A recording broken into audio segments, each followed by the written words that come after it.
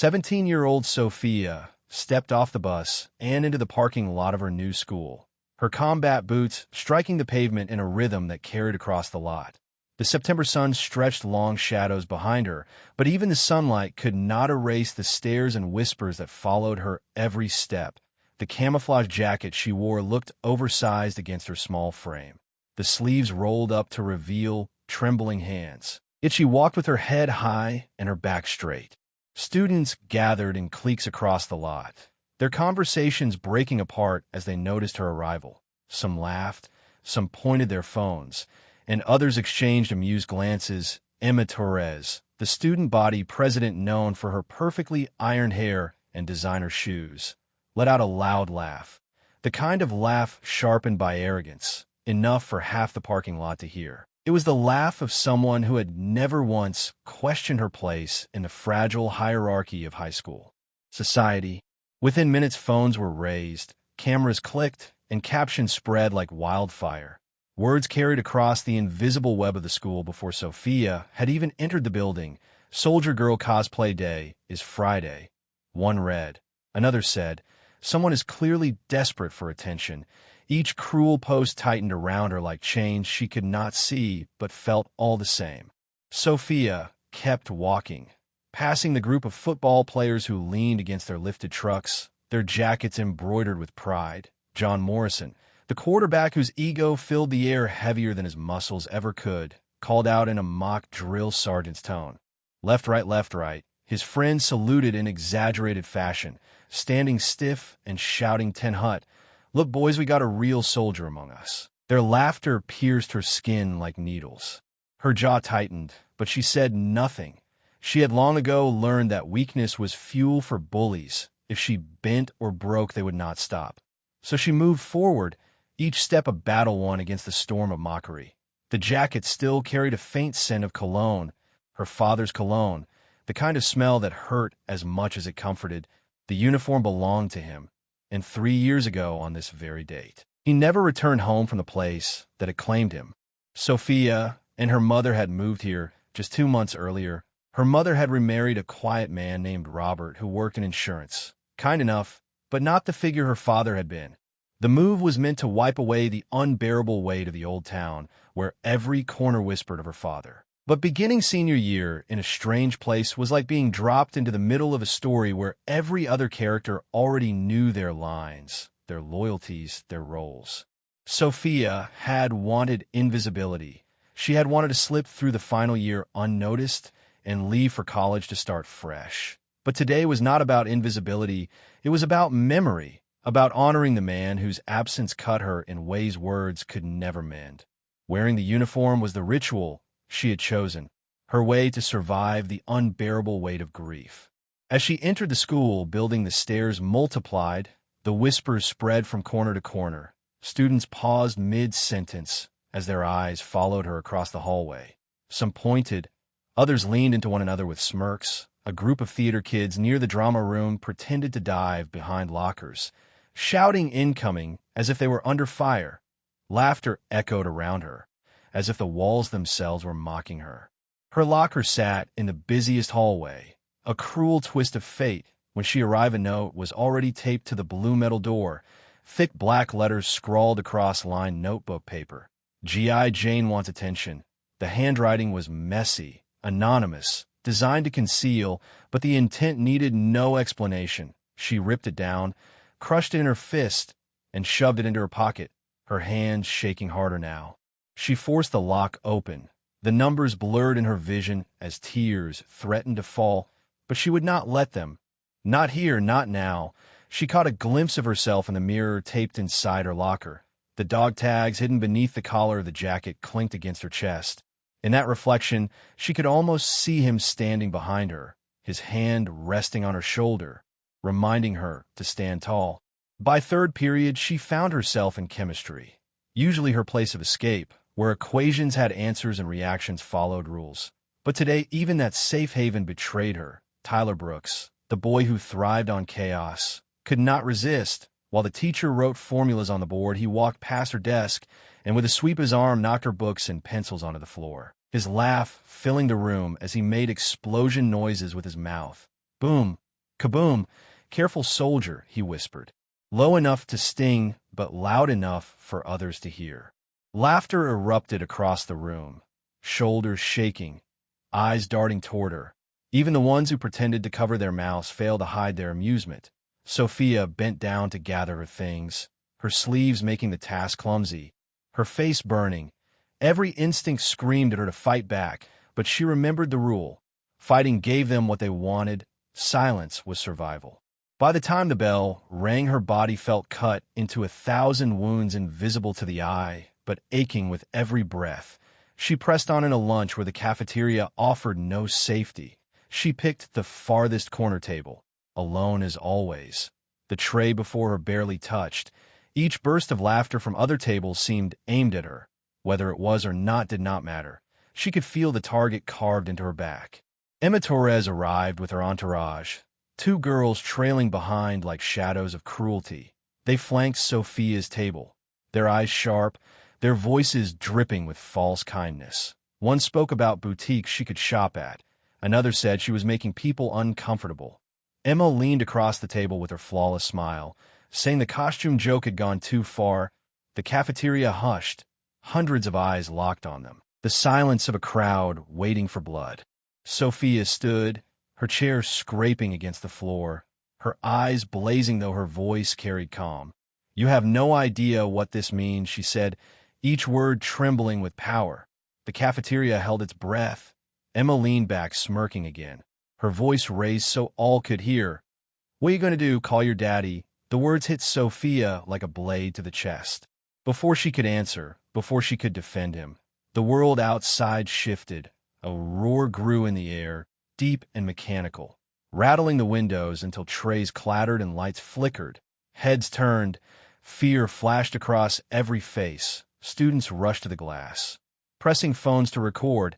Outside, the sky darkened as a massive helicopter circled above, its rotors tearing the air, casting shadows over the school. Sophia's heart pounded. She knew that sound. She knew those markings, and she knew why it was here. The roar of the helicopter shook every window in the cafeteria. Trays clattered to the ground, and students ducked instinctively. The sound was not like the ordinary noise of a passing plane. It was something deeper, heavier, a force that seemed to shake the floor itself. Within seconds, the shadows of spinning rotors covered the walls, plunging the room into a strange twilight. Emma's smirk vanished as she glanced around nervously, her hair flying around her face as the vibrations rattled the air.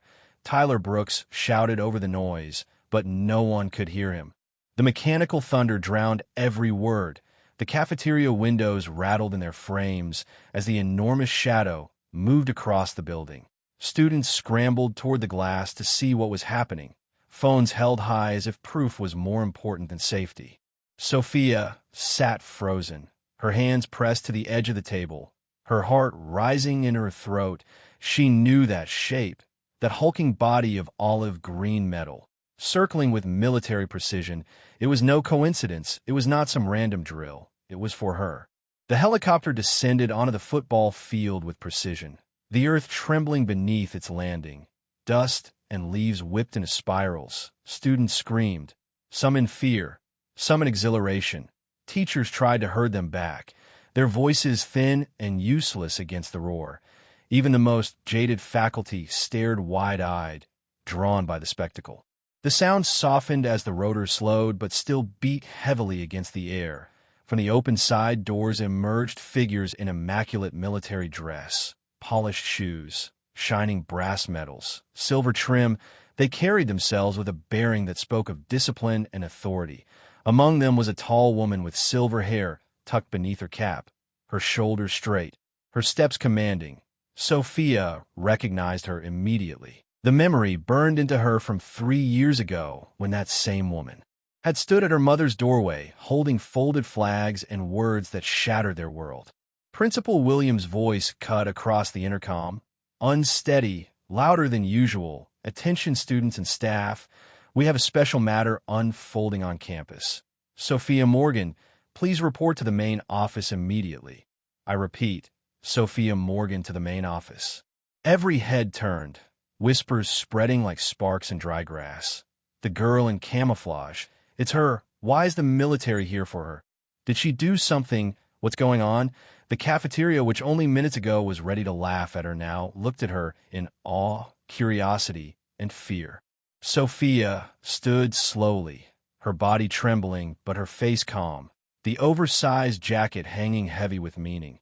She began walking toward the doors, and the crowd split before her as if pushed by invisible hands, students moving aside, silent now, their phones raised but their voices gone. The boots that once made her feel awkward now struck the linoleum with a purposeful rhythm, each step echoing like a drumbeat. Emma's confidence had drained completely, her face pale, her eyes following Sophia as if watching some revelation she could not comprehend. Tyler's usual grin was gone, replaced with a tight jaw and wide eyes. The joke of explosions and air strikes now replayed in his head like a cruel reminder of his ignorance. Sophia walked the hallway with a weight pressing down on her, yet there was strength in her chest. The soldiers waited outside on the field, their polished metals catching the sunlight, their formation tight, precise, practiced. This was not chaos, this was ceremony. Through the main office window, she could see the silver-haired woman, Colonel Sarah Mitchell, standing tall, her uniform flawless, her presence commanding every inch of attention. It was she who had once brought news of her father's sacrifice. It was she who now returned, carrying something unseen yet undeniable. Behind Sophia, students crowded the hallways. Teachers peered from doorways, everyone desperate to see what this all meant. Madison and her friends trailed at a distance, their once perfect posture bent under the weight of uncertainty. They had spent years mastering the art of control in the world of high school hierarchy. But here, on this day, that throne of gossip and cruelty crumbled beneath something much larger than them. The football field was no longer a place for games. It had become a stage, a place where history itself seemed to be unfolding.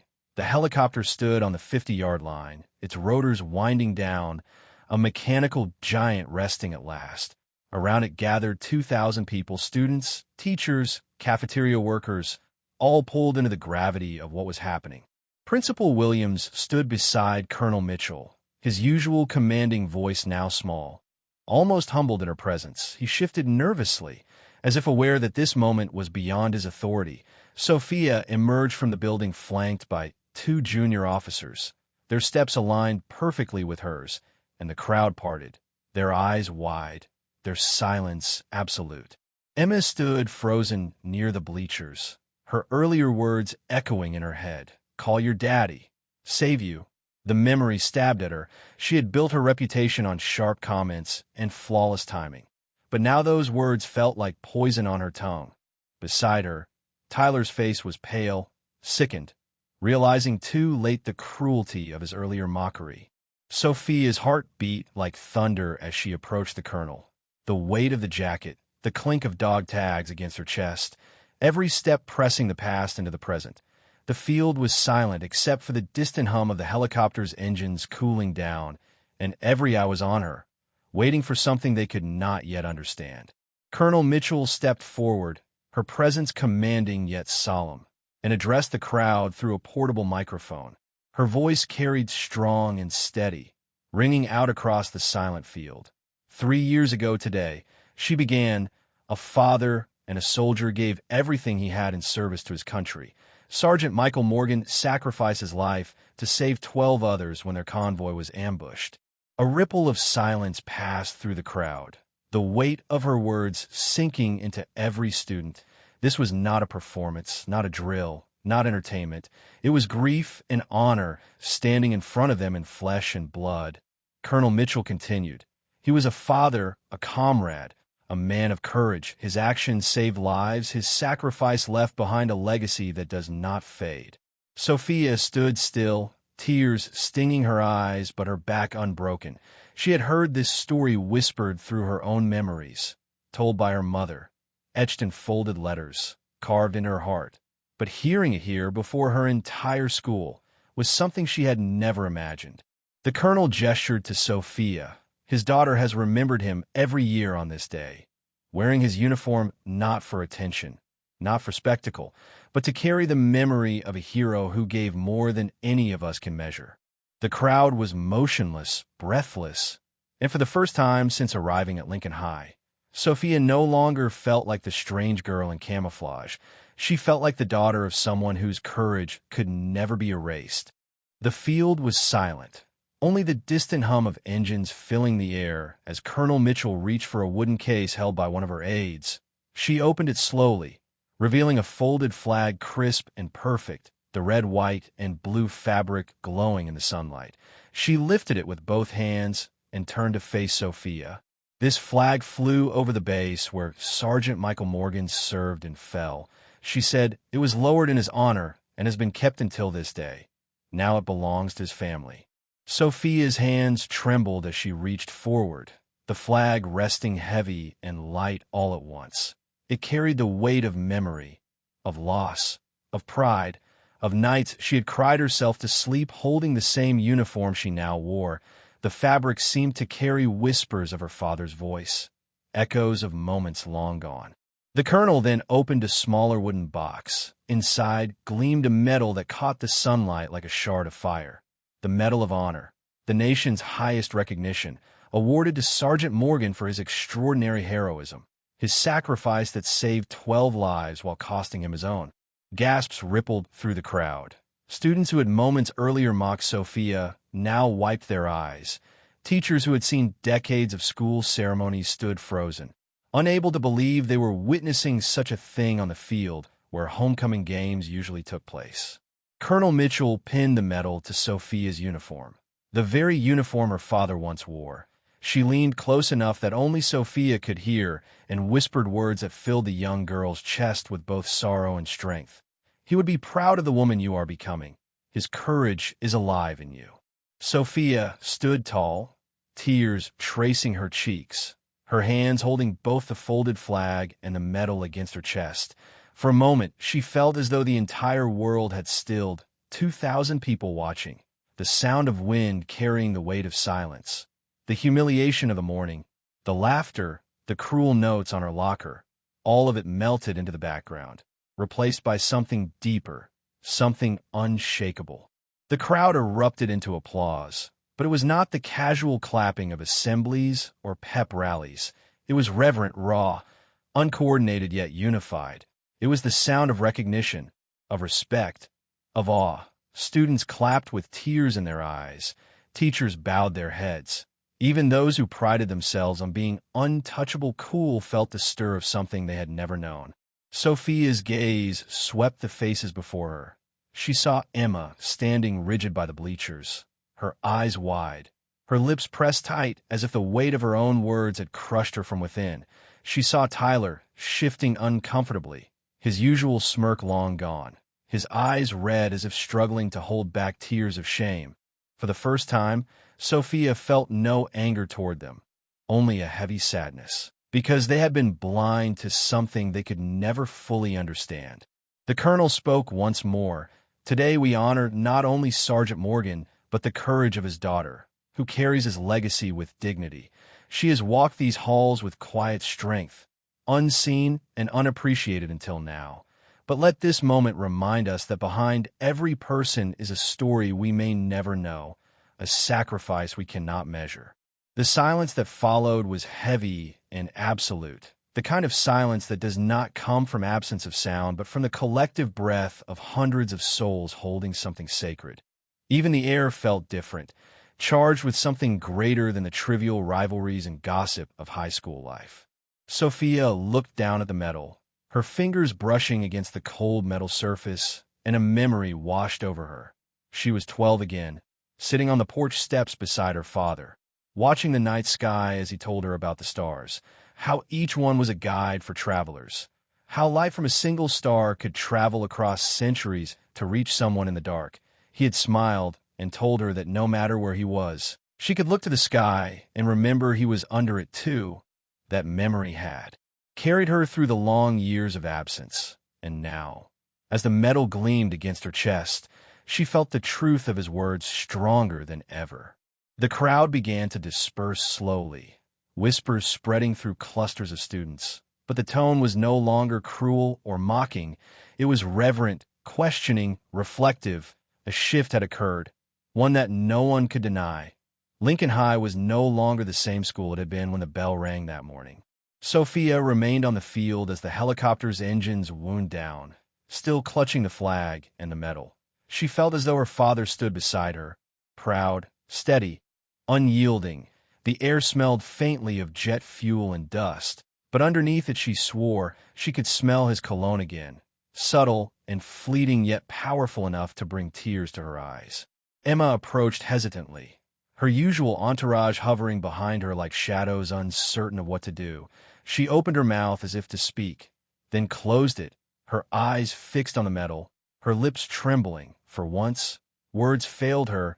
Sophia watched her, waiting, not with anger, not with triumph, but with patience, because this moment was not about Emma. It was not about bullies or cruelty. It was about truth. Tyler came next, his shoulders hunched, his bravado gone. He stopped a few feet away, his face streaked with tears, his voice barely carrying above the murmurs of the crowd. "I am sorry," he said, his words broken. "I did not know. Your father was a hero. I was wrong." Sophia met his eyes, and for the first time she saw not the class clown, not the boy who had mocked her mercilessly, but a 17-year-old boy learning the cost of ignorance. She nodded slowly, holding the flag tighter. "My father was a hero," she said softly, "and now you understand why I wear this, not for attention, but to remember." The weight of her words settled over him, and he nodded, unable to speak further. The helicopter crew began preparing for departure, their disciplined movements breaking the spell. The crowd realized what they had seen would never repeat. It was a moment carved into the history of the school, into the memory of everyone who stood there. As the rotors began to spin again, students wiped their eyes, teachers gathered them. But all carried something new. The girl in camouflage was no longer a figure of ridicule. She was a reminder that every person carries a hidden story, that heroism sometimes lives quietly among us until the day it shines. Sophia stood still as the helicopter lifted from the field, the wind tearing at her jacket, her hair whipping around her face. She did not move, her eyes fixed on the sky as the machine climbed higher and higher, until it was only a speck, then gone. She remained long after the dust had settled, holding the flag and the medal against her chest. The weight was heavy, but for the first time in years, she welcomed it. The football field slowly emptied, yet the silence lingered in the air like smoke after a fire. Students walked back toward the building in clusters, speaking in hushed voices, their faces pale, many of them still wiping at their eyes. The usual chatter of high school life, the laughter, the gossip, had been replaced with reverence, as if the very ground carried something sacred. Sophia remained where she stood, the folded flag pressed to her chest, the medal gleaming against her father's jacket. She felt like she was carrying not just his memory, but the weight of every stare and every silence that surrounded her. The wind tugged at the loose sleeves of the uniform, reminding her how large it was, how much space he had once filled, and how she could never quite grow into it. Yet she wore it anyway, because it was the closest she could come to having him back. From the bleachers, Emma finally moved, her friends following reluctantly behind her. She looked nothing like the polished leader who had mocked Sophia earlier in the day. Her makeup streaked slightly from the moisture at the corner of her eyes, her posture uncertain. For years, Emma had ruled Lincoln High through her control of appearances and her effortless confidence. But now she felt like a child stepping forward into a space she did not belong. She reached Sophia and stopped, her mouth opening as if to speak, but her voice failed her. She glanced at the medal, then at the flag, and for the first time her eyes softened. She whispered with difficulty, "I was cruel. I said things I cannot take back. I did not know." Sophia looked at her, the girl who had humiliated her countless times, and felt no fire of vengeance. Instead, she felt a quiet sadness. "You did not ask," she said. "You saw someone different and chose to make them a target. Maybe next time you will ask before you decide." The words were not sharp, they were not shouted, but they carried more weight than any insult ever could. Emma bowed her head, her power fractured in that moment. the crown of social dominance she had worn so carelessly crumbling into dust at her feet. Tyler lingered nearby, still shaken. He had already apologized once, but it seemed the guilt in his chest would not allow him to leave. He stepped forward again, his voice unsteady. "Your father saved people. I laughed at you. I pretended war was a joke. I was wrong. I am sorry." Sophia nodded, her grip on the flag tightening. "My father saved lives," she said. "That is why I wear this, not to stand out, not to get attention, but because he is still with me." Her words cut through the air, not in cruelty, but in truth. The colonel stepped back, allowing the students to speak for themselves. But even she seemed struck by the quiet strength radiating from Sophia. The officers around her held their rigid posture, but their eyes betrayed admiration. They knew the look of a soldier's child, one who bore weight beyond their years. The helicopter finally began to lift again, the rotors thundering across the field, dust swirling through the air. The soldiers boarded quickly, their movements efficient, practiced. Soon the Black Hawk rose above the ground, its shadow sweeping across the students who stood in awe, their phones still raised, though many had stopped recording, realizing that no screen could capture what they felt. The sound grew distant as the aircraft climbed higher and higher until it became only a shape in the sky. Then nothing. But the silence that followed was not the silence of normalcy. It was the silence of change. The students of Lincoln High would never forget what they had seen. Classes resumed that afternoon, but nothing felt the same. Teachers attempted to continue lessons, chalk scratching on boards, projectors humming, but the air was heavy. Students whispered in corners, their eyes flicking towards Sophia whenever she passed. Some stared with guilt, others with awe, most with a newfound respect they had never considered before. At her locker, she found no new notes taped to the door, no cruel laughter trailing her down the hall. The same students who had mocked her hours before now parted quietly as she walked, their voices low, their phones tucked away. She felt exposed still, but not in the same way. This time she felt seen, not as an object of ridicule, but as someone carrying something too big for others to measure.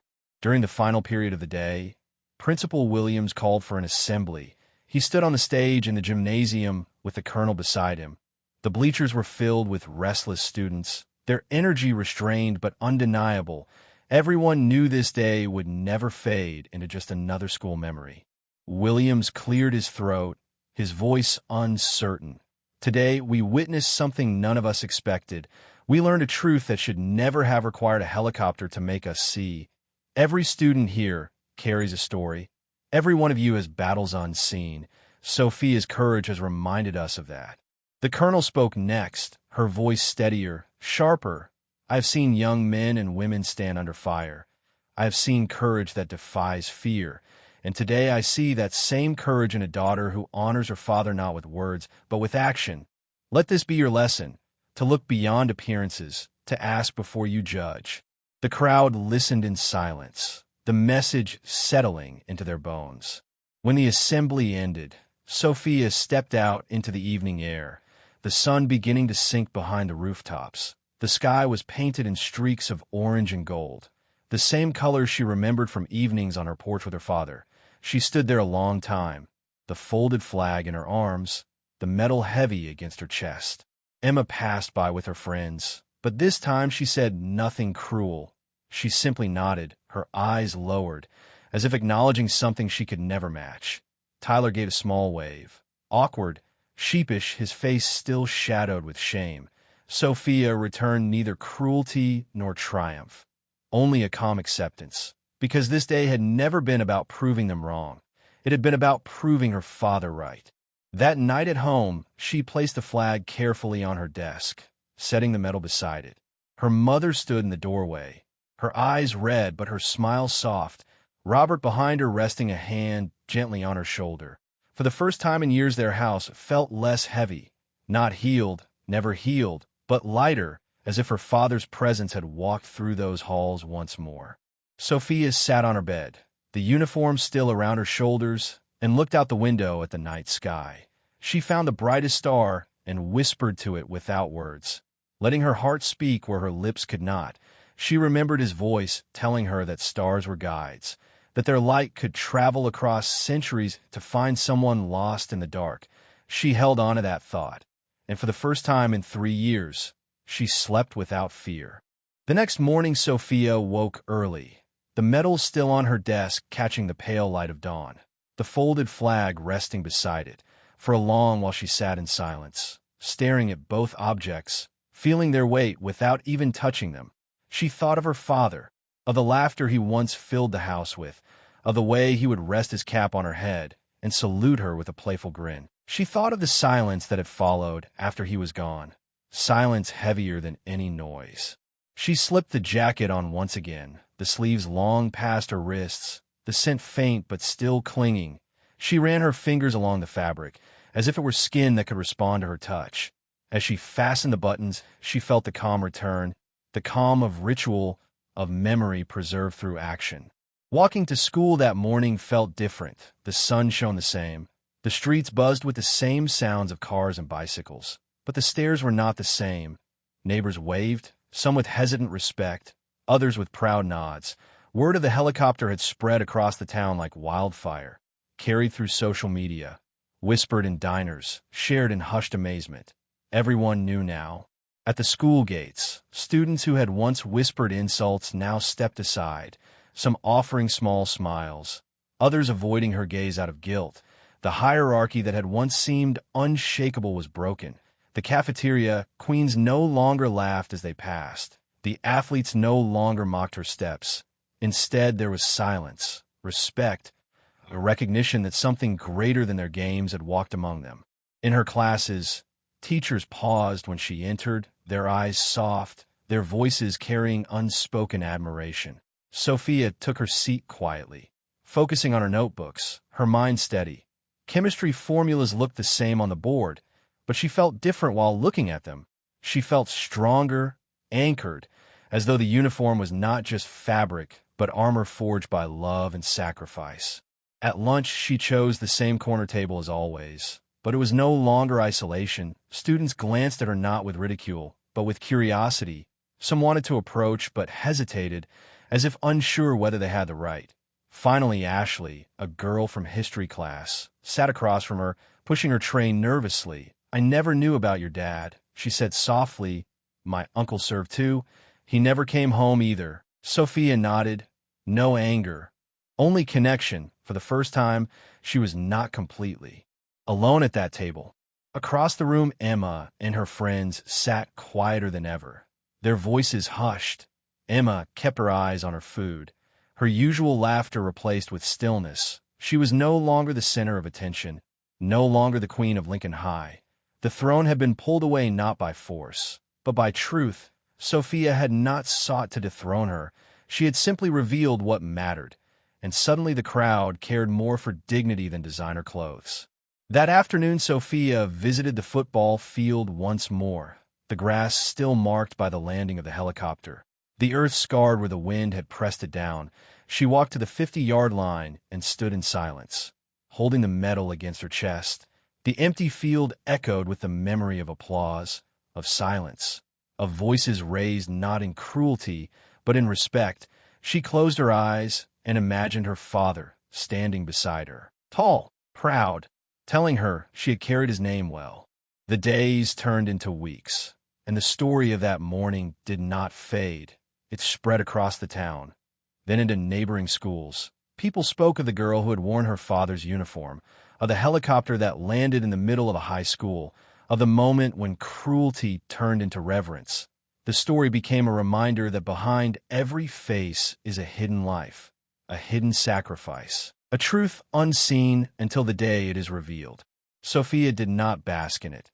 She did not use it to rise above others.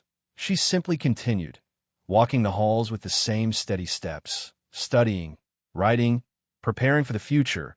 But those who watched her knew they were seeing someone who carried something larger than herself. One evening, as autumn deepened, Sophia sat with her mother and Robert in the living room. The folded flag rested on the mantel now, the medal in a case beside it. Her mother held her hand, eyes bright with pride. "He would be proud of you," she whispered, and Sophia smiled through tears, knowing those words were true. As winter approached and graduation loomed, Sophia thought often about what came next.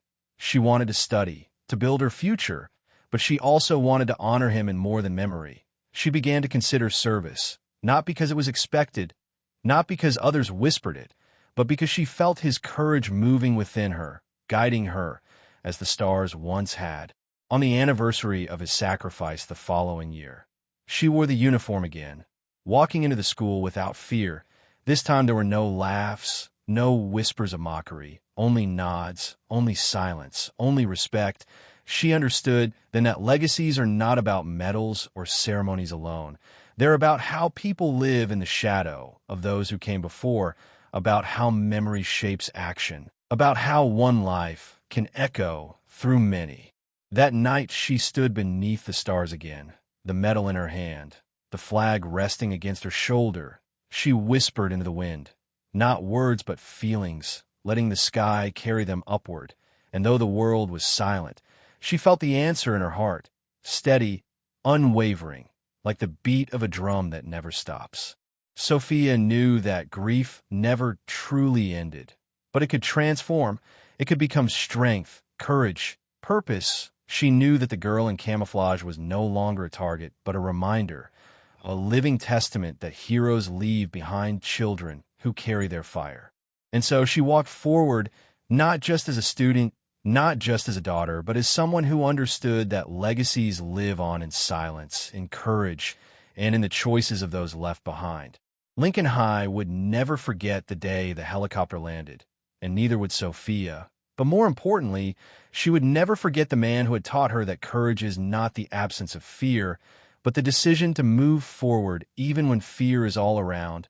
That was his gift to her. That was her inheritance. That was her story now.